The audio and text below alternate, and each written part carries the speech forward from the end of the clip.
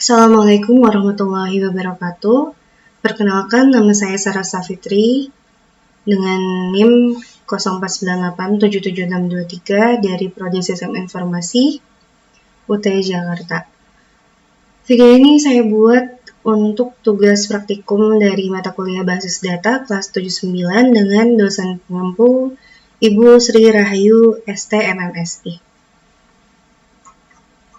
Yang pertama adalah soal praktikum dari tugas 1 basis data. Diberikan kasus, pada sebuah perguruan tinggi, mahasiswa akan mengambil mata kuliah yang ditawarkan.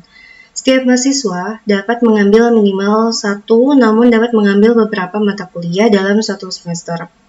Setiap mata kuliah hanya bisa diajar oleh satu orang dosen, dan setiap dosen dapat mengampu atau mengajar minimal 1 mata kuliah. Yang pertama, dari kasus tersebut, buatlah Entity Relationship Diagram atau ERD dengan tahapan atau langkah yang sesuai panduan. Lalu, praktikum ini mengacu pada panduan praktikum yang tersedia dalam e-learning dan BMP. Dan berikut adalah laporan kegiatan praktikum. Untuk kasus yang diberikan, tahapan pembuatan IRD-nya adalah sebagai berikut. Yang pertama adalah mengidentifikasi dan menetapkan seluruh entiti yang terkait. Dari kasus di atas dapat diidentifikasikan 3 entitas. Yang pertama mahasiswa, yang kedua mata kuliah, dan yang ketiga dosen. Lalu setelah mengidentifikasi dan menetapkan entitas-entitas yang terkait pada kasus, lalu menentukan atribut-atribut dari masing-masing entitas. Nah, karena dalam kasus tidak diberikan penjelasan atribut secara terperinci, maka atribut setiap entitas tersebut berdasarkan intuisi atau penularan adalah sebagai berikut. Yang pertama, untuk entitas mahasiswa memiliki atribut NIM, nama mahasiswa, tanggal lahir, dan alamat, di mana NIM adalah primary key. Lalu untuk mata kuliah, memiliki atribut kode MK, nama MK, SKS, dan NID, di mana kode MK ini sebagai primary key dan NID ini sebagai foreign key.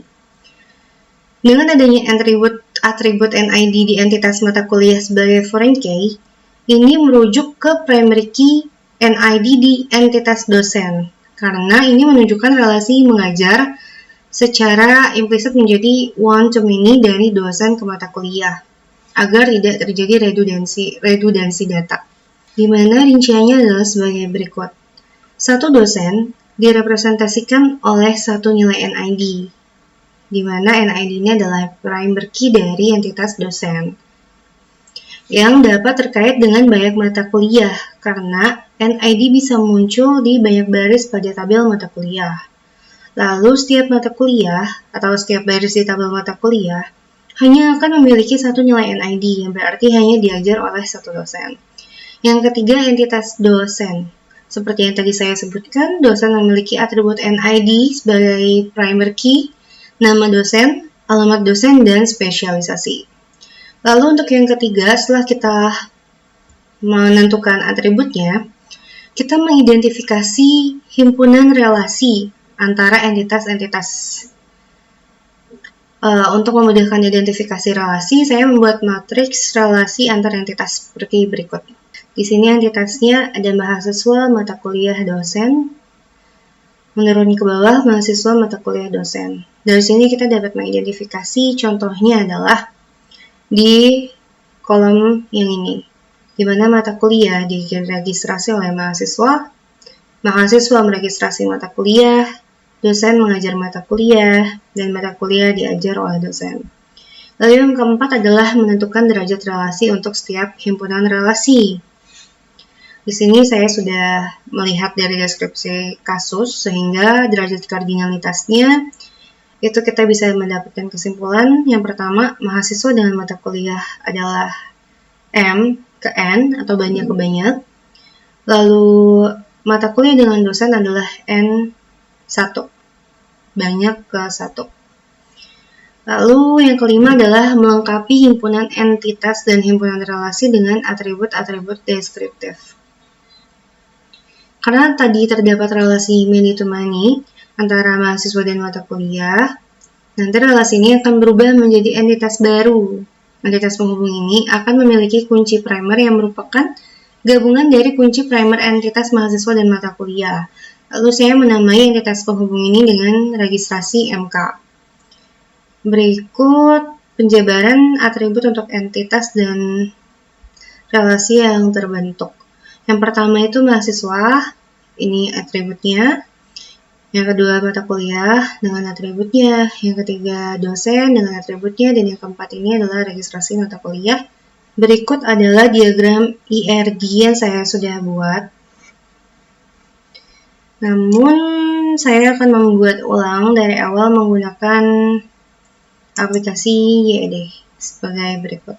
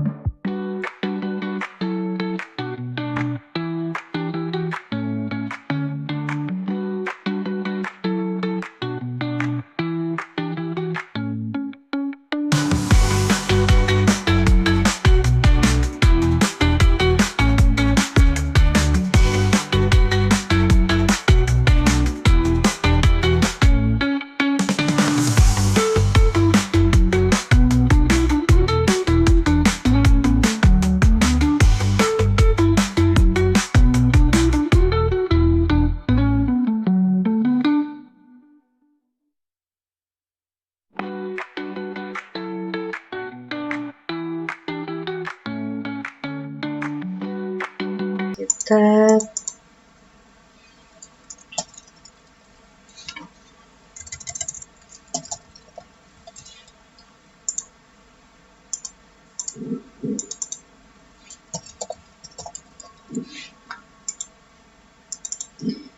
entitas dosen.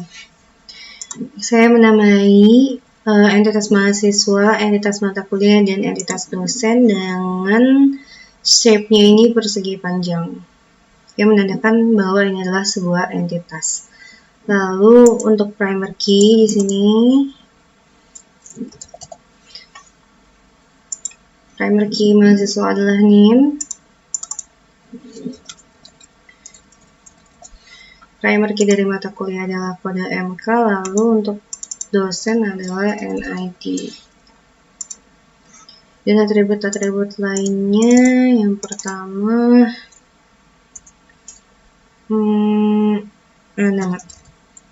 nama mahasiswa, lalu alamat mahasiswa, lalu tanggal lahir.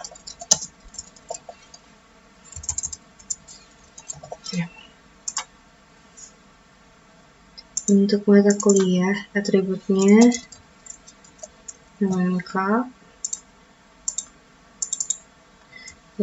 SKS, dan NID. Untuk dosen, atributnya nama dosen,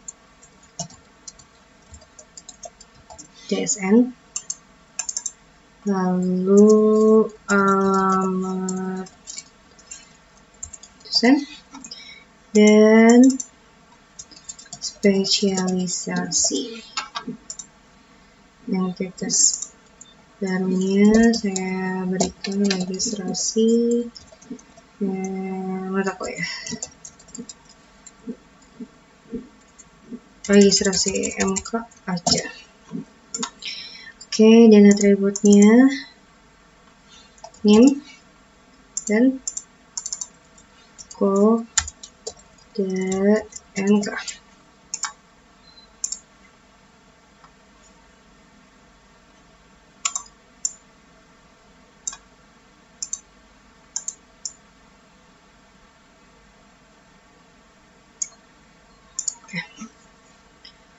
Lalu ini garis penghubung.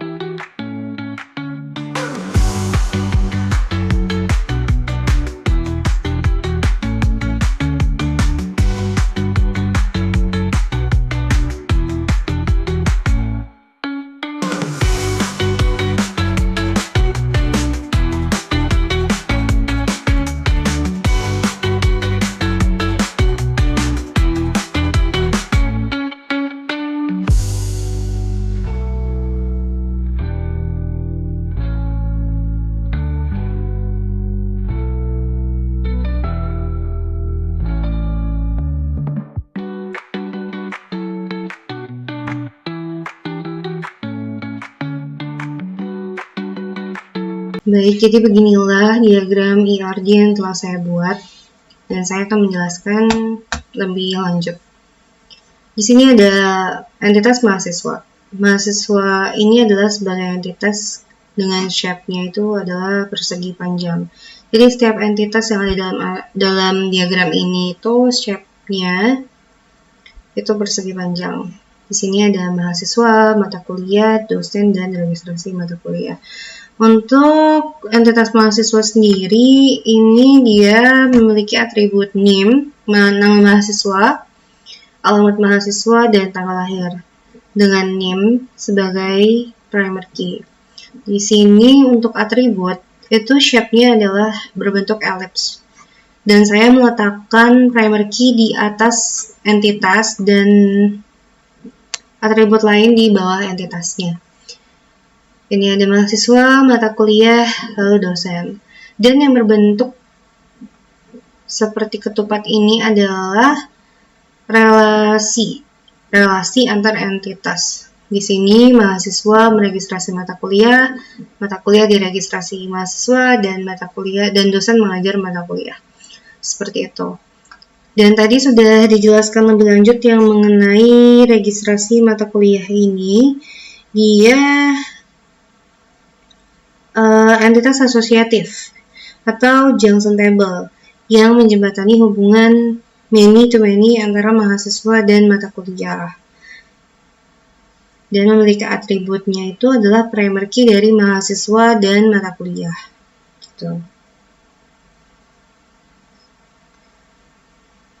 Jadi diagram IRD ini menggambarkan sistem di mana mahasiswa dapat mendaftarkan diri ke berbagai mata kuliah, di mana setiap pendaftaran akan dicatat sebagai registrasi mata kuliah yang menghubungkan mahasiswa dan mata kuliah yang diambil. Lalu setiap mata kuliah yang diajar oleh satu dosen tertentu, namun seorang dosen dapat mengajar lebih dari satu mata kuliah. Makanya di sini beda ya, di sini. Mata kuliah dapat diajar oleh satu dosen dan dosen dapat mengajar berbagai mata kuliah. Seperti itu. Baik, sampai di sini tugas praktikum saya. Mohon maaf apabila ada kata-kata yang salah atau yang kurang. Saya mohon maaf dan terima kasih. Wassalamualaikum warahmatullahi wabarakatuh.